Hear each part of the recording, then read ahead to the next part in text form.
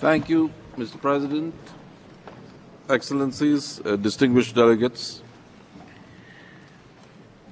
Resolution L1 Rev 2 is not a hurrah for Sri Lanka. It is a sober, considered document, which I see as a bridge between Sri Lanka and the world, and a bridge between Sri Lanka's present and its future. One can see just how carefully considered a text this is when you bear in mind that the original L1 had 17 paragraphs, while Rev 2 has 29. Why this expansion? And where did this expansion come from? Excellencies, the expansion in the text is a frank result of annexation, of incorporation, not in any aggressive manner, but in the spirit of incorporating the concerns of all in this Council, concerns that were in the Swiss text that was circulating and in a number of other texts that were presented to Sri Lanka.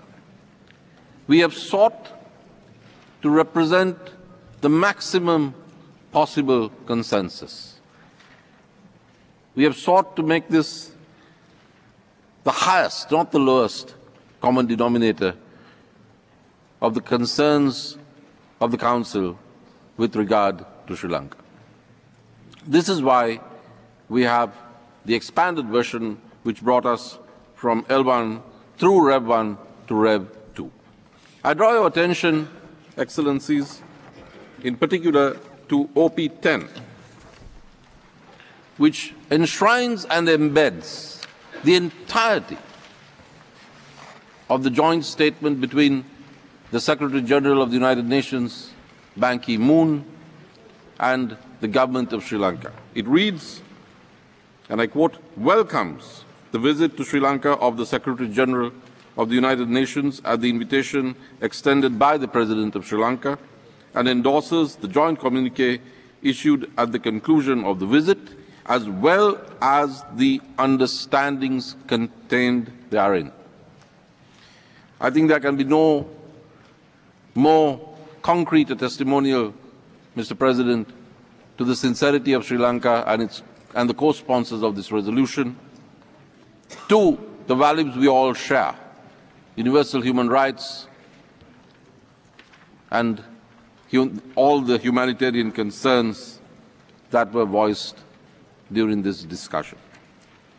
Mr. President, I referred to the text as a bridge, and we know that bridges have a weight that they can bear.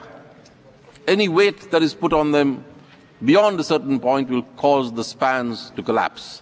And Sri Lanka and its co-sponsors do not want to see that happen. We are 10 days after the conclusion of a 30 years war, Mr. President, and we think that this text represents the best synthesis of the sentiments of the human rights